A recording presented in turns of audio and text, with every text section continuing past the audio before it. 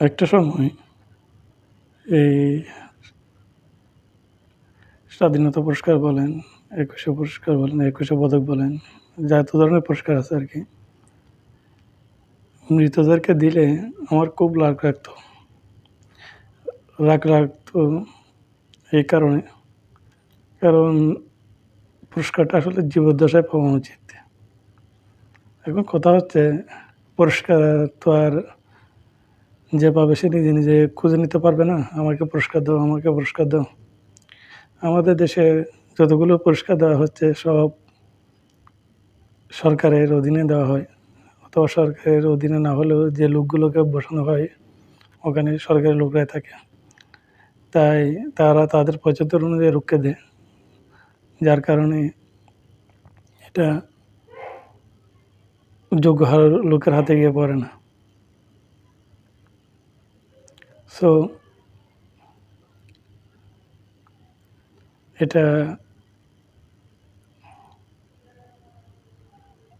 এটা বুঝতে পারছেন, এটা কাদের হাতে যায় পুরস্কারগুলো।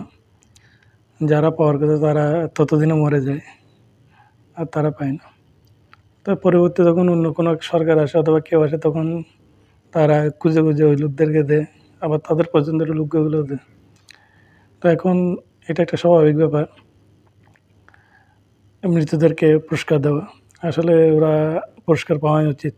যেমন এবারে স্বাধীনতা পুরস্কার যারা পাচ্ছে তাদের অধিকাংশই মৃত, এবং মৃত যারা পাচ্ছে তারা এই পদকগুলো পাওয়ার অনেক আগে থেকে যোগ্য। কেন পায় নাই, কী জন্য পায় নাই, এটা আমরা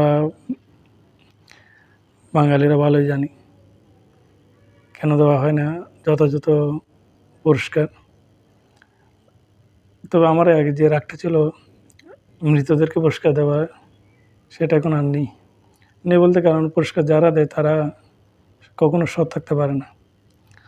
সৎ না থাকার কারণে যোগ্য ব্যক্তিরাই সবসময় পুরস্কার পায় না। মৃতদেরকে পুরস্কার দিয়ে এই অভাবটা পূরণ করা হয়। ধন্যবাদ।